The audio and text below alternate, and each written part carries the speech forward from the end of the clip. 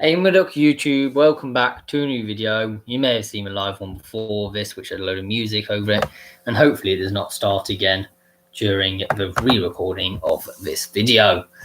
Today I will be looking at League One's best summer transfers, and I apologise now for my lateness. Let's get straight into it with Accrington Stanley. I've gone with Jack Nolan. He likes to get crosses into the box, that's his game, and he will work hard. He's still young, so it is about taking every opportunity he can to impress and help the team. He's a winger, but can play as a wing-back. It's a role he likes to play. The AFC Wimbledon, I've gone with Darius Charles. Charles's preferred position is in centre-back, although he can play as a left-back, left midfielder, or centre-forward. He was a top-quality conference player and played 5 times in the Championship, showing that he can play in a variety of leagues. He would bring a bit of strength at the back for them. Last time he was at the Dons, he made 84 appearances, including those on loan, and he was voted into the team of the decade for the team. He's now experienced at 33 years old, which makes him even better a player, really. For Bolton Wanderers, I've gone with George Johnston. First and foremost, he's a defender, so he likes to defend. He likes doing the dirty side of the game. Then, on the other hand, I think he can play. He's calm on the ball, and he likes to play nice football. I use that term nice, lightly. I know it's not always liked in the League One circles, but he is an old-fashioned type of defender as well. Johnston is known for his fully committed play and last-ditch tackles. He's often positioned on the left-hand side of a centre-back pair. For Burton Albion, I've gone with Fraser Blake Tracy. He can play left-back or centre-back, which he did at Peterborough. He didn't play for them there as a back two, but he's played there before in his career. He has lots of potential, and he will probably be battling out for the left-back position with Cameron Borthwick Jackson. But it's important to have a minimum of 2 players per position, in my opinion. As a minimum, definitely. Cambridge United are going with James Brothy. His key characteristic is dribbling, with 1.6 completed dribbles per game. He also keeps hold of the ball often, only getting dispossessed 0.8 times per game. He is well capable of passing through, with 24 average passes per game, and with a 66.7% accuracy rate. This is actually 2/3 of an accuracy rate. These include 1.4 key passes and 1.2 crosses per game. He also has a good defensive contribution at 0.6 tackles, 1.2 interceptions, 0.8 fouls and 0.2 clearances per game, which is very good if you bear in mind that he's an attacking midfielder. For Charlton Athletic, I've gone with Craig Mcgillivray. Craig Mcgillivray has had a really solid season last season, a very consistent season at that. He has played in a lot of teams that play quite direct and exit half quite quickly with one long ball. But when asked to change how he plays, I thought it was incredibly adaptable and really open-minded to what was asked of him to do when he joined the club. For Cheltenham Town, I'll go with Kyle Vassell. He's amazing at direct free kicks, often scoring from them. Last season, he scored 4 goals on loan at Fleetwood. But that was only in the second half of the season, I believe, as well. He goes longer often, which would be good at distributing play in offensive difficulties. He likes to dribble. Unfortunately, he isn't that good at controlling his temper and kicks out and concede fouls, leading to an average of 1 foul per game. For Crewe Alexandra, I've gone with Callum McFadzean. McFadzean, who can play left-back, left wing-back or centre-half, made 34 appearances for Sunderland in all competitions last season. At left wing-back, which is where I presume they intend on playing him, he is a hard-working wing-back whose best skills are delivering at low crosses into the box. McFadzean positioning is vital for success. His crossing from deep is fine, but wasn't his biggest strength. That was his low crossing into the 6-yard box. Doncaster Rovers have gone with Tommy Rowe, an ultra-fit, dedicated and quality footballer. Despite ticking past the 30 mark, he looks to be an even better player than the one that left in 2019. Starting out from deep at left back, Rowe has seemed to cover every blade of grass during a game, or at least the time he's on the pitch. He may not even been for 90 minutes. He is often the furthest player up the pitch with a licence to attack, craft and move into dangerous positions, as well as racing back to cover his defensive duties. Fleetwood Town are going with Max Clark. I feel he's a bit more attacking-minded as before, and he was trying to stay in and be a bit more defensive before, or like previously. He likes to get forward now, and he likes to get above in the areas. He wants to get his head down and work hard, which I love that player. Gillingham are going with Ben Reeves. He's intelligent on and off the ball, precise with it at his feet, dangerous at dead ball situations, and can shoot from range.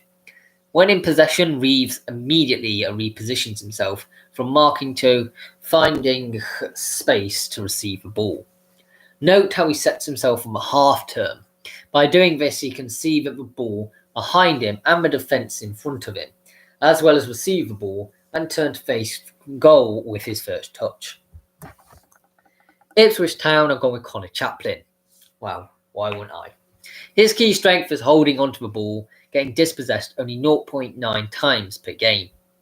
He likes to do layoffs and plays the ball off the ground, showing an array of tricks.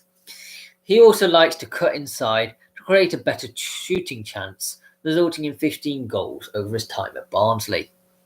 He likes to tackle though, committing 0.5 fouls per game and 0.8 tackles per game.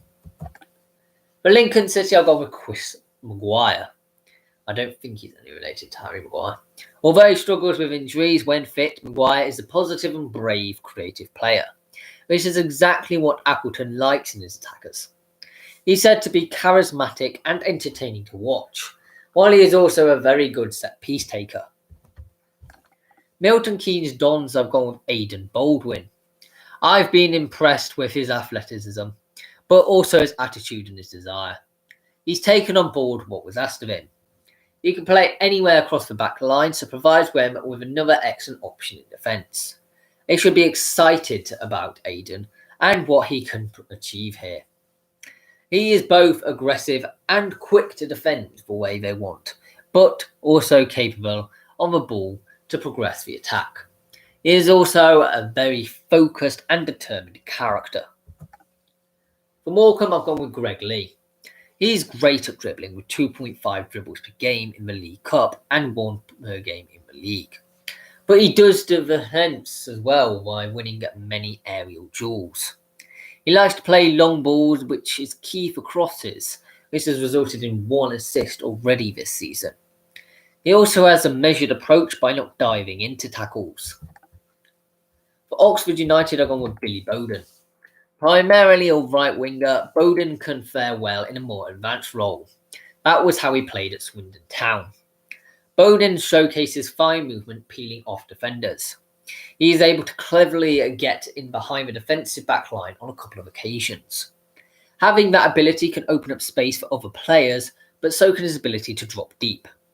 Bowden's best attribute is his dribbling, and being able to pick up the ball and drive at defenders. This can provide fluidity.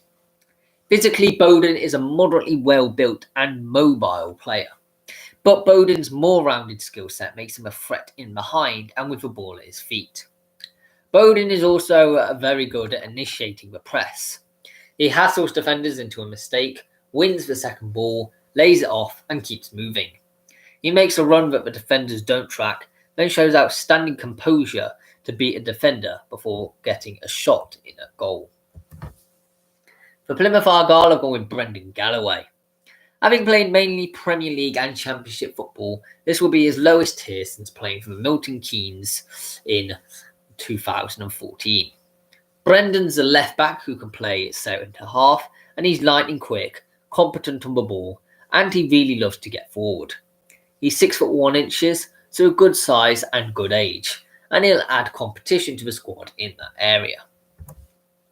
Portsmouth have gone with Conor Ogilvie. He's not a bombing forward type of wing-back, more defensive-minded, so could be adept at left-sided centre-back. But what he has got is a knack of scoring winning goals. He seems to be in the right place at the right time. For me, he's potentially a championship player, probably in the lower half of the table, so I'm a bit surprised he's moved to Portsmouth. For Rotherham United, I've gone with Shane Ferguson. Although Ferguson says he is comfortable in any position on the left flank, he's been brought in by Warner to play more as a forward than as a fullback. His close control allows him to accept the ball in tight areas. He does the right thing with it, and he delivers a telling ball from out wide. A lot of experience and a bit of craft isn't a bad combination. He will be working as hard as he can in games, and putting crosses into the box is one of his main things. He's been around a bit, and it's a young team as well, so hopefully he can help any of the young lads if they need that. He can play in a few different positions without a preference because he's played that many times in different roles, meaning he never really had a settled position. It's nice to have that versatility to play in different positions in case you have to change formation or an injury has occurred in a certain position of the pitch.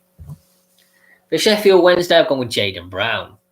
Brown is calm and composed for a defender, picking up just 4 yellow cards over the past 2 years and just the 1 red card. Showing that for a 22-year-old, he can keep a steady head and not become a liability to his teammates. Brown has the pace and the strength to play as a left midfielder as well as a left back, perhaps even using his new surroundings as an opportunity to rank up some assists and goals. For Shrewsbury or Shrewsbury Town, I've gone with Luke Leahy.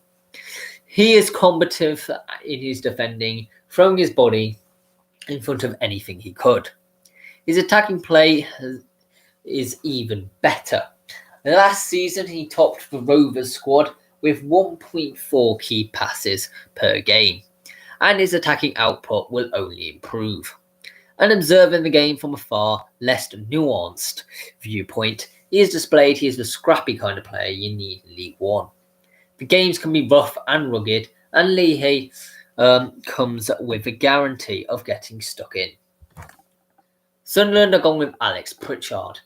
I can say at Norwich City and Huddersfield Town he was fantastic, just behind the striker in the number 10 role. However, he played very well when he was playing on either side of the midfield too. Certainly the best in attacking role. When he plays well, he plays incisive passes, is good with the ball at feet, he can get out of tight spaces, and has a good eye for goal, with some accurate shots. I would say that's a sign of an intelligent player, and judging from his spell at Town, when he feels confident, he looks good. Wigan Athletic, I've gone with Jason Kerr. I've based these stats off like the start of this season's Scottish Premiership. He is a defender who has appeared 3 matches in that time spell and played a total of 270 minutes. Jason concedes an average of 0.33 goals for every 90 minutes for the players on the pitch. This means that their clean sheet ratio is currently at 67%. That means that Jason Kerr has kept a clean sheet in 2 matches out of the 3 that the players played in. He's been in the Europa Conference, the Europa League football also with St Johnstone. And I think when I saw some of them highlights, he did actually look like a really solid player. For Wycombe Wanderers, I've gone with Jack Wakeley. He brings an extra option at the centre defence, giving that additional competition in that area of the pitch. He can fit in anywhere along the back, but is likely to only make cameos as he is still very young. Thank you very much for watching. Please subscribe if you're new around here. That would be hugely appreciated. I'm going to have a week off. I'm doing a DV expedition coming up. So it'll be a week on Monday, the history of your club with Wycombe. And my days, if you've got any more left backs you want to throw at me for the best transfers your club has made, please let me know in the comment section down below. Obviously not exclusively left backs, but that seemed to be what the majority of them were. But it's goodbye for now.